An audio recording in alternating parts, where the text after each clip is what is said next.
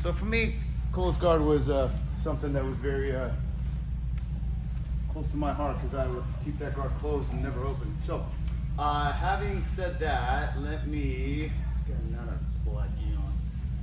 Oh, let's see. Jordan, Murray. So what I'm going to do is teach you guys just a couple of things. So right now, I'm on my back. I have Jordan in my closed guard. Right? First thing I want to do, like I always say, is I want to break his posture. You're never going to break the posture if your head's down on the mat and you're looking up. You always need to be looking at what you're doing, what your hands are doing, because you know everything's moving fast. You got to register. Okay. So what I want to do is I want to break his posture down, okay, because he doesn't like down posture. Down posture makes it hard for him to pass. I'm going to insert my hand in his collar to keep that posture down. Okay. And what I'm going to do, because he wants the posture up. So typically what happens is that whenever you have a hand on the collar, this right here should be in a position where you're able to apply a collar choke. So that this is 50% of the choke. This is the other 50%. So really here now, this is the threat that he's got to contend with.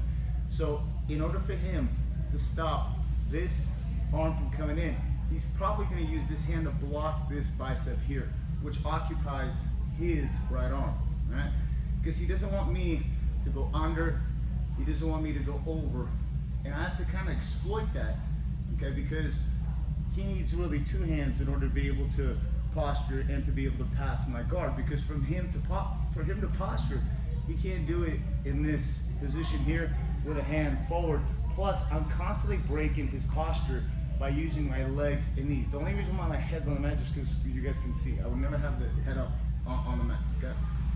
So as I'm trying to sell this choke right here, he's blocking my bicep, not the shoulder, because, so it's this right here. So as I come over, he blocks it. As I try to come under, he blocks it. And I constantly keep pressure here, just so that if I don't have pressure, this is not a threat. So I'm gonna grab his elbow right about here, okay? And his left hand is not going to be on the mat. Yeah, it's going to be probably on me. So what I'm going to do is that I'm going to scoot my hip out, bring me here, and I'm going to mount right here so that my hand is still 50% of the choke. My hand never moves. So that now I can begin to come to this side here, post my head on the mat, and then I can widen my hips and finish the choke palm down. You can notice my hand never moves, okay? So if we reverse this mount, it turns into a guard.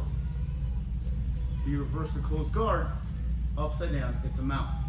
So from here, when you get this grip, you have to make sure that the blade of your wrist is on his right carotid artery, because what is a choke? It's stopping the blood flow to the brain. Left hand is on the left carotid, right hand is on the right carotid, and I'm gonna pull him in so that his forehead touches my shoulder and my shoulder pushes in to his forehead. You never do this. This does nothing. What I'm doing is that I'm pointing in with my legs, shoulder, and I'm moving my hip. Okay. So in order to make a scissor sweep work, you really have to know how to sell that choke.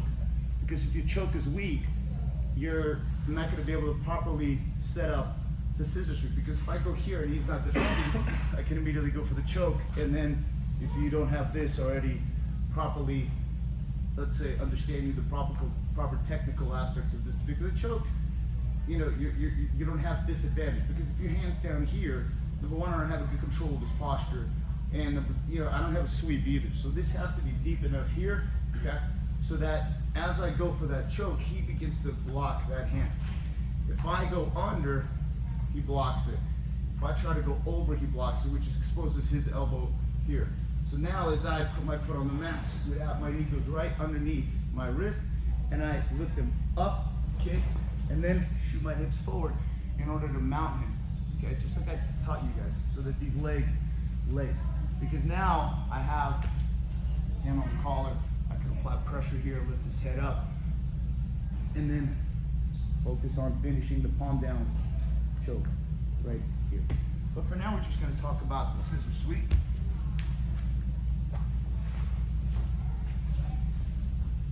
I'm gonna break his posture down here, grab right about at the label, and begin to sell this choke here. He begins to block my bicep. Left hand get to the elbow here, right? And I'm constantly kind of pulling here. And if you look, it's like I'm holding a staff right here with my right hand and the left. I want to pull him into my chest, and I'm going to push him away as my hip scoots. Right knee goes here. I pull him in to that knee because it's a frame. I'm blocking his right leg, and this knee should be a frame, so that if indeed he tried to slap me in the head with either hand, go ahead. How about that left hand? I should keep him away.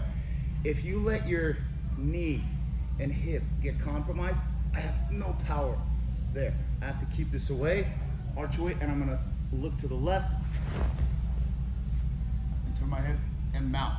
My hand still stays in this position here. You can even readjust it. Okay, because from here, you have arm locks, you have choke. Okay? So one more time. Here, try to sell that choke. Left hand at the elbow here.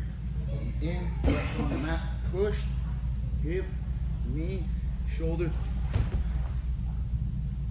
and mount. And now I just want to control. My weak side is my right side. So I'm going to have my weight shifted on my left side. Because if he kind of tries to grab me and tries to roll me to his left, I can always let go.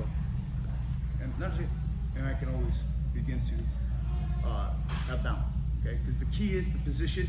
And if you notice my feet, I'll hook in his legs so that I'm not, again, doing this. I'm keeping his legs hooked. All right? So one more time.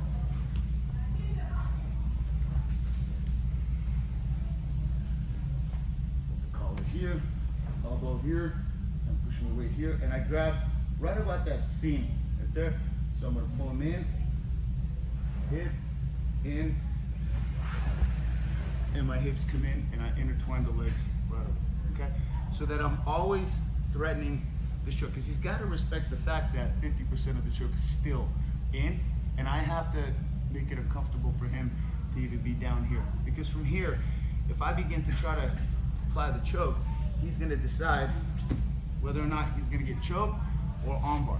Because because that happens. Because then you're able to begin to set up potential arm locks, maybe potential triangles from here, maybe even still finish it with an arm lock. But the point is, you go from the bottom to the top. One last time.